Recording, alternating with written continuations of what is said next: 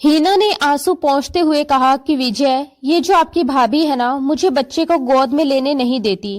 कहती है कि तुम मेरे बच्चे को गिरा दोगी। विजय पहले से ही परेशान था। उसने तिरछी नजर से हीना की तरफ देखा, जिसकी आंखों और हरकतों में हद से ज्यादा बचपना झलक रहा था। अभी भी उसने 2 चोटियां बना रखी थी और हाथ में अपना टेडी बियर पकड़े हुए वह बिल्कुल बच्चों की तरह बातें कर रही थी। विजय को वैसे भी अपने पिता पर गुस्सा आ रहा था, जिन्होंने उससे 10 साल छोटी लड़की से उसकी शादी करवा दी थी और उसे एक अजीब सी मुश्किल में डाल दिया था। वह खुद 28 साल का था और हीना उससे पूरे 10 साल छोटी थी। कद में तो वह बड़ी थी, मगर सोच अब भी बच्चों जैसी थी। उसे किसी बात की गंभीरता समझ नहीं आती थी। विजय को हमेशा समझदार और सुलझी हुई लड़कियां पसंद थी, जबकि हीना उतनी ही लापरवाह और नासमझ थी। शादी को 1 साल हो चुका था, लेकिन सच ये था कि हीना को देखकर विजय के दिल में कोई एहसास ही नहीं जागता था। और अगर कभी वह उसके करीब जाने की कोशिश भी करता तो हीना डर जाती और रोने लगती। विजय और विक्रांत दोनों की शादी एक साथ हुई थी। विक्रांत की पत्नी रंजना अब एक बेटे की मां भी बन चुकी थी, मगर विजय अब तक हीना के करीब जाने को तरस रहा था और आज वह यकीनन रंजना के बेटे को गोद में लेने की जिद कर रही होगी। इसी वजह से उसे मना कर दिया होगा, क्योंकि इस नासमझ लड़की का क्या भरोसा कि कहीं वह सच में बच्चे को गिरा ही ना दे। अब हीना विजय से शिकायत कर रही थी और साथ साथ आंसू भी बहा रही थी। विजय ने उस पर एक तीखी नजर डाली और बिना कुछ कहे फिर से अपने लैपटॉप में व्यस्त हो गया। हीना बोली कि विजय, मुझे अपना बच्चा चाहिए, तो मुझे बच्चा लाकर दो। उसकी ये फरमाइश सुनकर विजय हैरान रह गया और आंखें फाड़कर उसे देखने लगा। उसने कहा कि हीना, बच्चे दुकानों पर नहीं मिलते, समझी? बच्चा लाकर दूं तुम्हें? फिर रूखे अंदाज में बोला कि हटो पीछे, मुझे काम करने दो। लेकिन विजय के इस रूखे व्यवहार का भी हीना पर कोई असर नहीं पड़ा। वह बोली कि मुझे नहीं पता, मुझे अपना बच्चा चाहिए तो बस चाहिए। मेरे साथ अस्पताल चलो, रंजना भाभी भी वहीं से बच्चा लाई है, मुझे भी लाकर दो। विजय ने लैपटॉप बंद कर दिया और सोचने लगा कि अब वह इस बेवकूफ लड़की को कैसे समझाए कि अस्पताल में बच्चे बिकते नहीं हैं। उसने उसके चेहरे की तरफ ध्यान से देखते हुए पूछा कि बच्चा चाहिए तुम्हें? हीना ने बिना सोचे कहा कि हाँ चाहिए, बल्कि 2 चाहिए, और 2 उंगलियां दिखाते हुए बोली कि फिर मैं भी रंजना भाभी को अपना बच्चा नहीं दूंगी। उसकी इस नासमझी पर विजय हल्की सी मुस्कान दबा गया और बोला कि 2 बच्चे चाहिए मेरी बुलबुल को। हीना ने तुरंत कहा कि हाँ 2। विजय ने धीरे से उसके कान के पास आकर कहा कि बच्चा पाने के लिए बहुत कुछ सहना पड़ता है, इतनी आसानी से बच्चे नहीं मिलते, सह लोगे तुम? हीना ने मासूमियत से कहा कि हाँ, मैं सब कुछ कर लूंगी, बस मुझे बच्चा चाहिए तो चाहिए।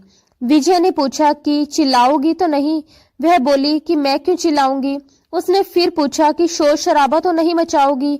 हीना ने कहा कि नहीं, मैं खुश हो जाऊंगी, मेरे पास अपने बच्चे होंगे। उसकी आंखों में एक मासूम सा सपना चमक रहा था।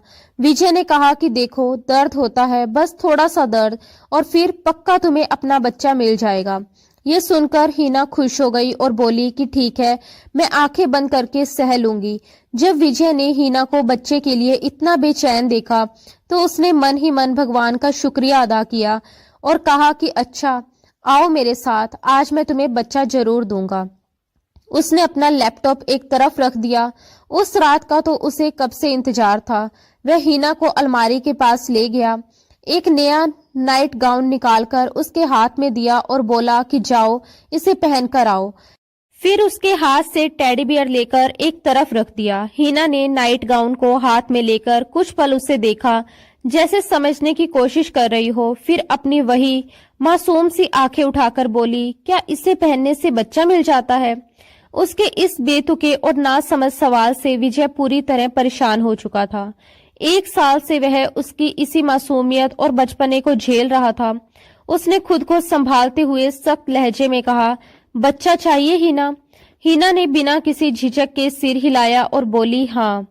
विजय ने आगे कहा, तो फिर वही करो जो मैं कह रहा हूँ। बिना कोई सवाल जवाब किए विजय के बदले हुए स्वर ने हीना को चुप करवा दिया और वह बिना कुछ बोले नाइट गाउन लेकर बाथरूम में चली गई। कुछ देर बाद जब वह कमरे में लौटी तो विजय उसे देखते ही ठहर सा गया। पहली बार उसे ऐसा लगा जैसे उसके सामने कोई और ही खड़ी हो। वह नाइट गाउन में बेहद अलग और खूबसूरत लग रही थी।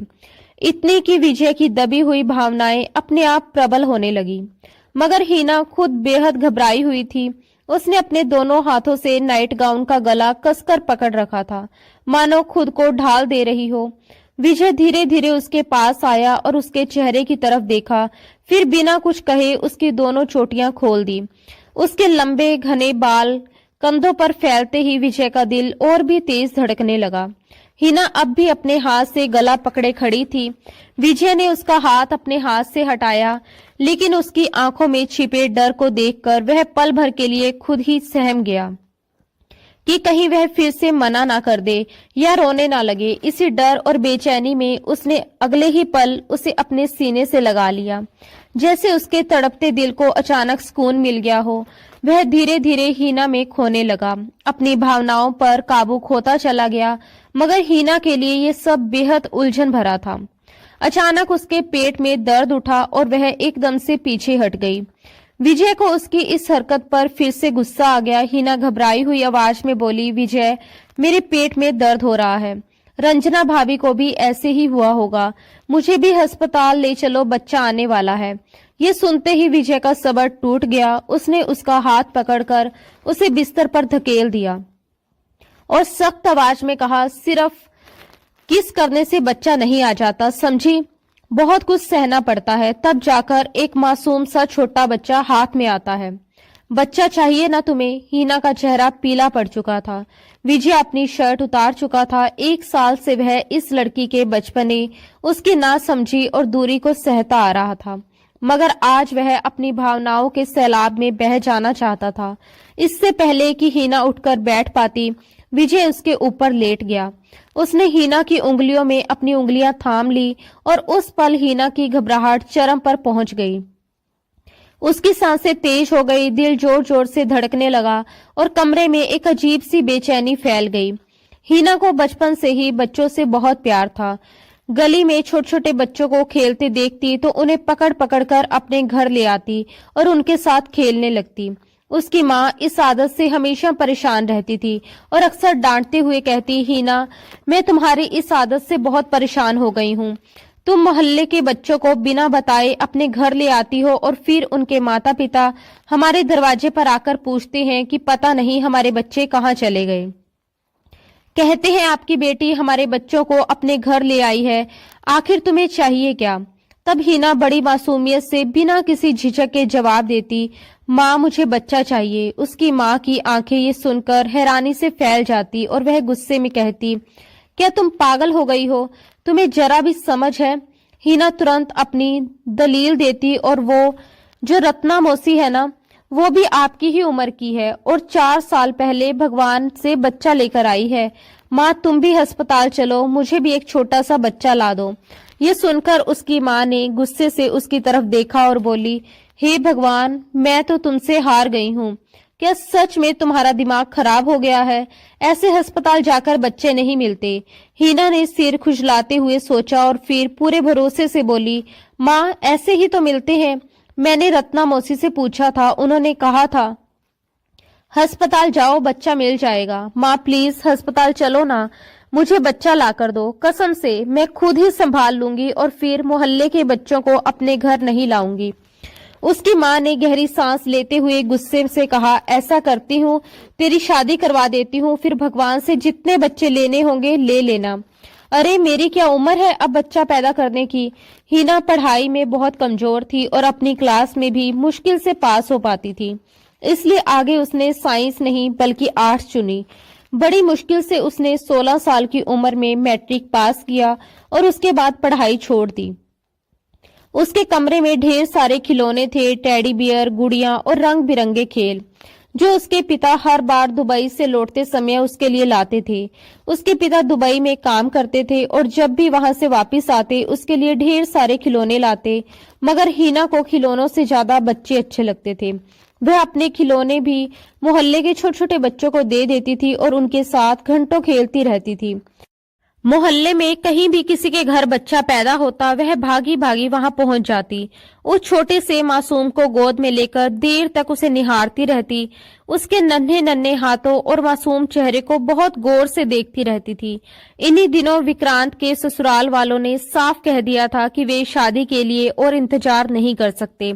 शादी सिर्फ विक्रांत की तय थी, लेकिन जब विजय के पिता को पता चला कि हिना के पिता दुबई से आए हुए हैं, तो वह उनसे मिलने अक्सर उनके घर जाने लगे। हर बार दुबई से लौटने पर उनकी मुलाकात होती थी और बातचीत लंबी होती चली जाती थी। इस बार उन्होंने हिना के पिता को कुछ ज्यादा ही परेशान देखा तो हाल चाल पूछ लिया। हिना के पिता ने भारी मन से कहा, अब बूढ़ा हो गया हूँ, अकेले सब संभालना मुश्किल हो जाता है। काम से थक कर लौटता हूँ तो खाना भी खुद बनाना पड़ता है। सोचता हूँ पत्नी को साथ ले जाऊं, लेकिन बेटे की समस्या है। जिस कंपनी में मैं काम करता हूँ वहां पत्नी को तो लाने की इजाजत है, लेकिन बच्चों को नहीं। मैं हिना को भी ले जाना चाहता हूँ, बस इसी चिंता में हूँ। ये सुनकर विजय के पिता ने गंभीर स्वर में कहा कि तुम ऐसा करो, हिना की शादी मेरे बेटे विजय से कर दो। ये बात सुनते ही हिना के पिता कुछ पल के लिए चुप हो गए, फिर भारी मन से बोले कि वह अभी बहुत छोटी है, सिर्फ 17 साल की है। ऊपर से वह हमारी इकलौती बेटी है, उसमें अभी बहुत बचपना है और दुनिया की समझ भी उतनी नहीं है। मुझे नहीं लगता कि वह शादी जैसी बड़ी जिम्मेदारियां निभा पाएगी। विजय के पिता ने उन्हें दिलासा देते हुए कहा कि तुम बिल्कुल चिंता मत करो, मैं तुम्हारी बेटी को अपनी सिराखों पर बिठाकर रखूंगा। उसे कभी माँ बाप की कमी महसूस नहीं होने दूंगा। मैं ये रिश्ता इसलिए भी करना चाहता हूँ ताकि समाज के लोग मुंह बंद रखें और कोई भी तुम्हारी बेटी की तरफ उंगली उठाने की हिम्मत तक ना कर सके। रही बात विजय की, तो उसे मैं खुद समझा दूंगा, वह हिना को कभी परेशान नहीं करेगा। उस समय विजय की उम्र 27 साल की थी। उसके मन में भी शादी को लेकर एक खालीपन था और एक साथी की चाह भी। जब उसके पिता ने उसे हिना की तस्वीर दिखाई तो वह एक पल के लिए उसी तस्वीर में खो गया। तस्वीर किसी शादी समारोह की थी, जिसमें हिना ने सलीके से एक सुंदर सूट पहना हुआ था। उसके बाल खुले हुए थे, चेहरे पर हल्का सा मेकअप था और आंखों में एक अजीब सी मासूम चमक। वह कहीं से भी 17 साल की नहीं लग रही थी, बल्कि अपनी उम्र से 2-3 साल बड़ी और समझदार दिखाई दे रही थी। वही तस्वीर सीधे विजय के दिल में उतर गई। उसने बिना ज्यादा सोचे कहा कि उसे कोई आपत्ति नहीं है। विजय को यह भी पता था कि हिना के माता पिता जल्द ही दुबई जाने वाले हैं, इसलिए शादी में देर नहीं की जा सकती। उसी दिन विक्रांत के साथ उसकी भी शादी की तारीख तय हो चुकी थी। विजय की मन ही मन ये बड़ी ख्वाहिश थी कि शादी से पहले एक बार हिना से मुलाकात हो जाए, उसे सामने से देख ले और 2-4 बातें कर ले, लेकिन ये मुमकिन नहीं था। उसने एक बार हिम्मत करके अपनी माँ से कहा भी कि वह लड़की से मिलना चाहता है, पर माँ ने साफ मना कर दिया। उन्होंने कहा कि पहली मुलाकात शादी पर ही ठीक रहेगी। बीच में बस 1 महीना तो है। अगर लोग ये सुनेंगे कि हमारे बेटे को चैन नहीं पड़ रहा और वह मंगेतर से मिलने को बेचैन है, तो कितना बुरा लगेगा। माँ की इन बातों ने विजय को भीतर तक शर्मिंदा कर दिया और वह चुप रह गया। उसे जरा सा भी अंदाजा नहीं था कि उसकी होने वाली पत्नी इतनी नासमझ और लापरवाह होगी। शादी के दिन विदाई के समय हिना बहुत रोई। आंसू जैसे थम ही नहीं रहे थे। उसकी आंखों में डर था, अनजान भविष्य का डर। और फिर आई शादी की पहली रात। जब विजय कमरे में दाखिल हुआ, उसके दिल में भावनाओं का सैलाब उमड़ रहा था। उसे उम्मीद थी कि हिना बिस्तर पर बैठी उसका इंतजार कर रही होगी, लेकिन कमरे का नजारा देखकर वह हैरान रह गया। हिना बेचैनी से कमरे में इधर उधर टहल रही थी। कभी वह बिस्तर के नीचे झुककर कुछ ढूंढती, तो कभी अलमारी खोलकर उसे ध्यान से देखने लगती। विजय ने दरवाजा बंद किया और हैरानी के साथ उससे पूछा कि वह क्या ढूंढ रही है। हिना ने मासूमियत भरे स्वर में जवाब दिया कि वह अपना टेडी बियर ढूंढ रही है। माँ ने कहा था कि ससुराल में उसके कमरे में उसका टेडी बियर होगा, लेकिन यहाँ तो कहीं नजर नहीं आ रहा। ये सुनकर विजय उसे बस हैरानी से देखता रह गया। वह लड़की इतनी बेचैन थी कि अगर उसे उसका टेडी बियर नहीं मिला तो पता नहीं क्या हो जाएगा। विजय ने थोड़ा हैरान होकर कहा, आज की रात तुम्हें टेडी का क्या करना है? ये सुनकर वह हल्की सी झुंझलाहट के साथ अपना सिर खुजलाने लगी और बोली, मुझे नींद नहीं आ रही। मैं टैडी के बिना कभी नहीं सोती और ये कपड़े भी मुझे उतारने हैं, ये बहुत चुभ रहे हैं। उसकी बात सुनकर विजय और असमंजस में पड़ गया। उसने धीरे से कहा कि देखो, अभी तो मैंने तुम्हें जी भरकर देखा भी नहीं है, ना ही तुमसे ढंग से बातें की हैं। इस पर वह मासूमियत से बोली, कौन सी बातें करनी है? जब मुझे नींद आती है तो मुझे कुछ भी अच्छा नहीं लगता। अभी मुझे बहुत जोर की नींद आ रही है, मुझे बस सोना है। तुम मेरा टैडी लाकर दे दो ना। उसकी आंखों से साफ झलक रहा था कि वह सच में नींद से बेहाल है। उसकी पलकों में भारीपन था और आवाज में बच्चों जैसी जिद। विजय को उसकी हरकतें बेहद अजीब लगी। शादी के बाद आमतौर पर लड़कियां थोड़ी शर्माती हैं, झिझकती हैं, घबराती हैं, लेकिन उसमें ऐसा कुछ भी नहीं था। ना उसके चेहरे पर शादी की पहली रात वाली झिझक थी, ना ही कोई संकोच या घबराहट। वह जैसे पूरी तरह अपने ही ख्यालों और आदतों में उलझी हुई थी। विजय के मन में अजीब सी बेचैनी भर गई। वह बिना कुछ कहे तुरंत कमरे से बाहर निकला। उसके माता पिता अभी भी हॉल में बैठे बातें कर रहे थे। विजय ने अपनी माँ के पास जाकर थोड़े परेशान स्वर में कहा, माँ, ये कैसी लड़की है? माँ ने चौंक कर पूछा, क्यों, क्या हो गया? विजय ने कहा, अजीब अजीब बातें कर रही है, कहती है मुझे सोना है, टैडी चाहिए, टैडी के बिना नहीं सोऊंगी। मुझे तो ये सब बहुत अजीब लग रहा है। विजय की बात सुनकर उसकी माँ हल्का सा हंस पड़ी और बोली, अरे इसमें अजीब क्या है? वह अपने माँ बाप की बहुत लाडली रही है, ऊपर से इकलौती बेटी है, कोई छोटा भाई बहन भी नहीं है, इसलिए उसे खिलौनों से खेलने की आदत है। धीरे धीरे समय के साथ सब ठीक हो जाएगा। तुम थोड़ा सब्र रखो और उसे समझने की कोशिश करो। आखिर वह उम्र में भी तो बहुत छोटी है, तुमसे पूरे 10 साल छोटी। ये सुनकर विजय के होश उड़ गए। वह घबराकर लगभग चीख ही पड़ा। क्या मतलब? वह बेचारा अनजाने में ही कितनी बड़ी उलझन में फंस गया था, इसका उसे अब एहसास हो रहा था। उसने भारी आवाज में कहा, आपका मतलब है कि वह 16 या 17 साल की लड़की है? उसकी माँ ने सामान्य सा लहजा रखते हुए कहा, हाँ बेटा, बस 6 महीने पहले ही उसने मैट्रिक पास किया है। विजय ने हैरानी से कहा, लेकिन दिखने में तो बिल्कुल ऐसी नहीं लगती। माँ ने गहरी सांस लेकर जवाब दिया, उम्र तो इतनी ही है, बस बचपना बहुत ज्यादा है इसमें। ज्यादातर बच्चों के साथ ही खेलती कूदती रही है, उन्हीं के साथ उठना बैठना रहा है। दुनिया की समझ अभी पूरी तरह आई ही नहीं है, इसलिए इसे थोड़ा समय देना पड़ेगा। ये सुनते ही विजय वही सोफे पर बैठ गया और सिर पकड़ लिया। उसने आज की रात को लेकर ना जाने क्या क्या सपने बुने थे, कैसी उम्मीदें पाल ली थी, लेकिन हकीकत इससे बिल्कुल उलट निकली। उसके सामने जो लड़की थी वह बिल्कुल नासमझ, मासूम और हर बात से बेखबर लग रही थी। विजय की माँ उसके पास आकर बैठ गई और स्नेह से बोली, बेटा इतना परेशान क्यों हो रहे हो? विजय ने भीतर दबा गुस्सा और उलझन निकालते हुए कहा, माँ, आपको मुझे पहले ही बता देना चाहिए था। मैं ऐसी लड़की के साथ जिंदगी कैसे गुजार पाऊंगा? आप जानती हैं कि मुझे समझदार और मैच्योर लड़कियां पसंद है, और ये तो बिल्कुल लापरवाह सी लग रही है। कुछ देर बाद वह भारी कदमों से वापस कमरे में लौटा। कमरे में पहुंचते ही उसने देखा कि हीना अपना दुपट्टा उतारने की कोशिश कर रही थी, लेकिन वह दुपट्टा उसकी चोली से जुड़ा हुआ था। उसके बालों में कई पिन लगी हुई थी, जिन्हें वह घबराहट और झुंझलाहट में निकालने की कोशिश कर रही थी, मगर उसे समझ ही नहीं आ रहा था कि शुरुआत कहां से करे। उसने पहले कभी इतना भारी और सजा धजा सूट नहीं पहना था, इसलिए वह और ज्यादा उलझती जा रही थी। विजय ने उसे इस हालत में देखा तो उसकी आवाज अपने आप नरम हो गई। उसने कहा, रुको, मैं हटा देता हूं। उसने दरवाजा बंद किया और अंदर से कुंडी लगा दी। फिर वह धीरे धीरे ड्रेसिंग टेबल के पास आया और सावधानी से हीना का दुपट्टा हटाने लगा। उस पल वह इतनी खूबसूरत लग रही थी कि विजय का दिल बहकने लगा और मन में शैतानी सी हलचल मच गई, लेकिन हीना उसके इन जज्बातों से पूरी तरह अनजान थी। विजय ने दुपट्टा एक तरफ रख दिया और फिर उसके गहने उतारने लगा।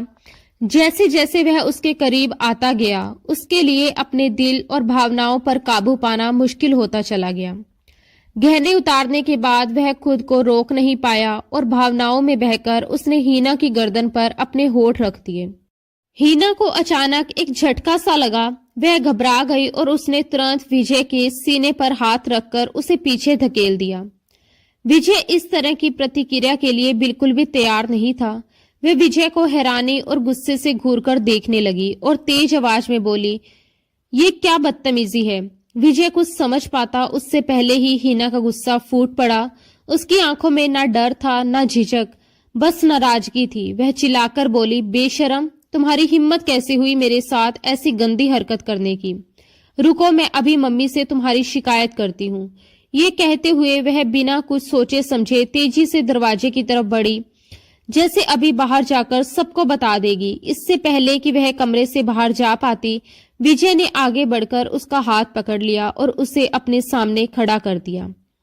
उसके चेहरे पर गुस्सा, हैरानी और मजबूरी, तीनों भाव एक साथ थे। उसने सख्त लेकिन दबे हुए स्वर में कहा, ये बातें मम्मी को नहीं बताते। यहाँ बैठो, मैं तुम्हें कुछ समझाता हूँ। विजय को लगा कि शायद हीना पति पत्नी के रिश्ते की नाजुकता, उसके मायने और जिम्मेदारियों को बिल्कुल नहीं समझती। उसके मन में ये ख्याल आया कि अगर वह उसे शांति से समझा देगा, धीरे धीरे बात करेगा, तो शायद वह सब समझ जाएगी। लेकिन हीना ने उसकी बात सुनने की जगह झटके से अपना हाथ उसके हाथ से छुड़ा लिया और चिढ़ते हुए बोली, मुझे नींद आ रही है, मुझे किसी की कोई बात नहीं सुननी। मुझे अभी और इसी वक्त मेरा टैडी लाकर दो। उसकी आवाज में बच्चों जैसी जिद थी और आंखों में नींद की थकान। उस पल विजय को लगा जैसे उसकी सारी उम्मीदें एक एक करके टूट रही हों। उसका मन किया कि वह उस लड़की का सर पकड़कर अपने ही सर में दे मारे। हीना की मासूम लेकिन बचकानी हरकतों ने उसकी पूरी रात बर्बाद कर दी थी।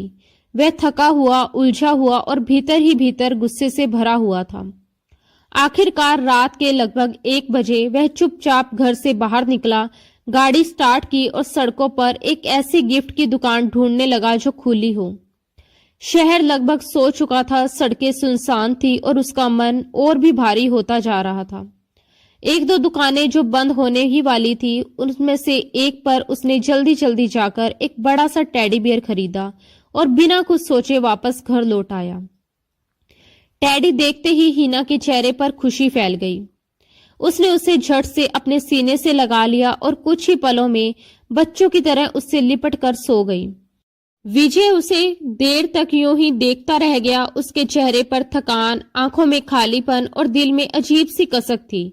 अगले दिन रिसेप्शन का दिन था, लेकिन हालात जरा भी बेहतर नहीं थे।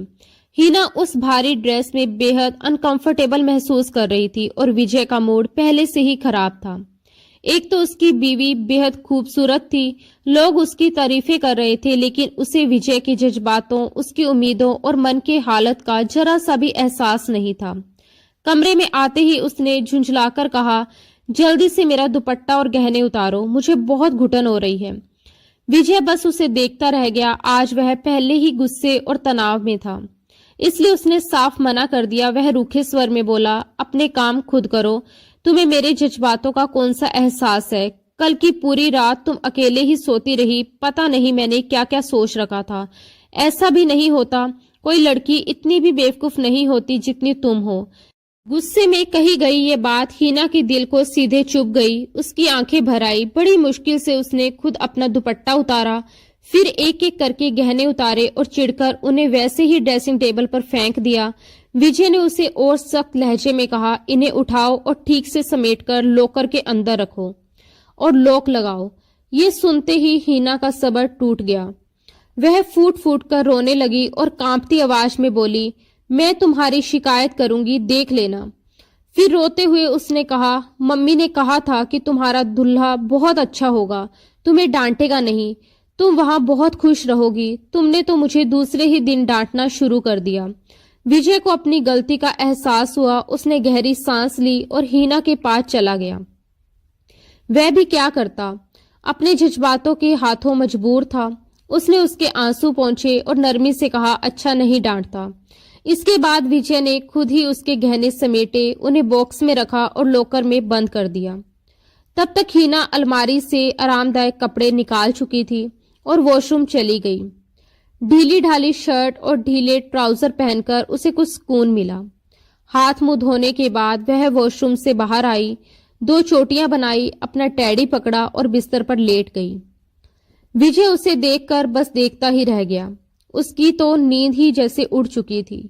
उसे समझ नहीं आ रहा था कि हिना इतनी आसानी से कैसे सो सकती है। वह उसके पास आया और बोला, थोड़ी देर बातें कर लें। लेकिन हिना जम्हाई लेते हुए बोली, नहीं, मुझे नींद आ रही है, कल बातें कर लेंगे ना। मम्मी मुझे रोज 10 बजे सुला देती थी, अब तो 1 बज रहा है। वह सच में नींद से बेहाल हो रही थी। उसकी नींद से भरी आंखें विजय का चैन चुरा रही थी। जब उससे और रहा नहीं गया तो उसने तकिया ठीक किया और वह भी बिस्तर पर लेट गया। हिना को इसकी जरा भी परवाह नहीं थी। रात में जब वह गहरी नींद में सो गई तो विजय ने धीरे से उसका टैडी एक तरफ कर दिया। उसकी खूबसूरती देखकर उसके दिल में बहुत कुछ उमड़ने लगा। वह कब तक अपने जज्बातों पर काबू रख पाता। इसी बेचैनी में उसने उसके तकिए के पास अपना सिर रखा और उसे अपनी बाहों में भर लिया। लेकिन जैसे ही हिना को किसी की बाहों में खुद को कैद महसूस हुआ, उसकी आंख खुल गई। तब तक वह अपने चेहरे पर विजय की गर्म सांसें महसूस कर चुकी थी। उसने तुरंत विजय के सीने पर हाथ रखकर उसे पीछे धकेल दिया और सख्त स्वर में कहा, पीछे हटो, यहाँ क्या कर रहे हो? विजय ने भर्राई आवाज में कहा, प्लीज हिना, मुझे अपने करीब आने दो ना, मुझसे रहा नहीं जा रहा। मुझे इतना तो हक है कि मैं तुमसे सुकून हासिल कर सकूं। मेरी मजबूरी समझो प्लीज। वह लगातार रिक्वेस्ट कर रहा था। जैसे ही उसने अपने सुलगते होठ हिना के नरम मुलायम होठों पर रखे, वह मचल कर रह गई। इससे पहले कि वह प्यार का पहला स्पर्श उसके होठों पर रखता, हिना बुरी तरह से कांप गई। उसने जल्दी से अपने होठों पर हाथ रख लिए। विजय ने एक ठंडी आह भरी और कहा, हाथ हटाओ, पति को इतना भी परेशान नहीं करते। कम ऑन, हाथ उठाओ। लेकिन वह अपने होठों पर मजबूती से हाथ रखे ना में सिर हिलाने लगी। विजय ने उसके दोनों हाथ अपने एक हाथ से हटाने की कोशिश की। इससे पहले कि वह कुछ समझ पाता, हिना आंखें बंद करके जोर जोर से चिल्लाने लगी, बचाओ बचाओ बचाओ। ये सुनते ही विजय तुरंत पीछे हट गया। हिना लगातार रोते हुए कहने लगी, मुझे कोई बचाओ। तभी अचानक दरवाजे पर जोर जोर से दस्तक हुई। विजय का दिल जोर जोर से धड़कने लगा। उसके मन में उथल पुथल मच गई। अब वह सबको क्या जवाब देगा कि हिना इस तरह पागलों की तरह क्यों चिल्ला रही है, वो भी रात के इस वक्त। बाहर विजय की माँ की आवाज थी। उन्होंने पूछा, क्या हुआ? दरवाजा खोला। हिना ने झट से विजय को खुद से पीछे किया, जल्दी से खड़ी हुई और दरवाजा खोल दिया। तब तक विजय भी बिस्तर से उतरकर खड़ा हो चुका था। उसे समझ नहीं आ रहा था कि इस हालत को कैसे संभाले। हिना ने कमरे की लाइट जला दी और रोते हुए विजय की माँ के गले लग गई। वह सिसकते हुए बोली, ये जो मेरा दुल्हा है ना, ये बहुत गंदी हरकतें करता है। ये सुनकर विजय की माँ की नजरें झुक गई और विजय इतना शर्मिंदा हो गया कि उसका मन किया जमीन में गड़ जाए। उसकी माँ ने धीरे से पूछा, बेटा क्या हुआ? हिना रोते रोते बोलने लगी, ये मेरे साथ। इससे पहले कि वह आगे कुछ कह पाती, विजय तुरंत अपनी माँ के पास आया और बोला, कुछ नहीं हुआ मम्मी, ऐसा करो, आप इसे अपने कमरे में सुला लो, इसे थोड़ी समझ दो। अगर मुझे पहले पता होता कि आप लोग मेरे साथ ऐसा करने वाले हो तो मैं सच में इस शादी से मना कर देता। यह लड़की बहुत ही बेवकूफ किस्म की है। ये कहकर वह अपना तकिया उठाकर कमरे से बाहर चला गया और दूसरे कमरे में जाकर लेट गया। वह भीतर ही भीतर अपना दिल जलाता रहा। दूसरी तरफ हिना लगातार रो रही थी। विजय की माँ ने उसे चुप कराने की कोशिश की, लेकिन वह कुछ समझने को तैयार ही नहीं थी। उन्होंने समझाते हुए कहा कि वह तुम्हारा पति है, अगर वह तुम्हारे पास आता है तो इसमें कोई बुरी बात नहीं है। लेकिन हिना रोते हुए बोली, नहीं, वह बहुत गंदा है, आपको नहीं पता उसने मेरे साथ क्या किया। अपने बेटे के बारे में इस तरह की बातें सुनने के मूड में वह बिल्कुल भी नहीं थी। उन्होंने बस इतना कहा, हर रिश्ते का एक लिहाज होता है। अच्छा, अब चुप हो जाओ, रो क्यों रही हो? हिना सिसकते हुए बोली, उसने मेरा टैडी भी पीछे फेंक दिया। ये कहते हुए उसने अपना टैडी उठाया और कसकर गले से लगा लिया। फिर उसने डरी डरी आवाज में पूछा, मैं सो जाऊं? उसकी सास ने कहा, हाँ लेट जाओ। हिना ने फिर पूछा, आपका बेटा तो कमरे में नहीं आएगा ना? मुझे उससे डर लगता है। उन्होंने उसे भरोसा दिलाया, नहीं आएगा। मैं उसे मना कर दूंगी, तुम सो जाओ। ये सुनकर हिना को थोड़ी राहत मिली और वह दोबारा बिस्तर पर जाकर सो गई। विजय की माँ भी अपने कमरे में चली गई। सुबह नाश्ते के समय जब विजय दूसरे कमरे से बाहर आया तो रंजना और विक्रांत दोनों उसे देख रहे थे।